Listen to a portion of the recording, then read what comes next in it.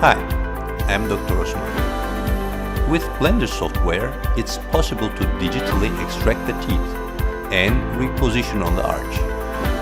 So we can prepare a mock-up without prepping the teeth. We can show the patient the final results digitally in 3D. We can also overlap the before and after models.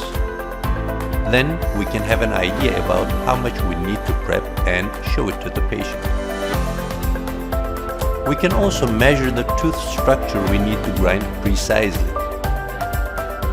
For more videos and information about Blender dentistry, please make sure you like this video and subscribe.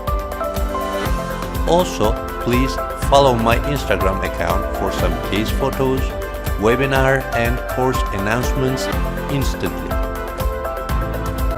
The links are in the description.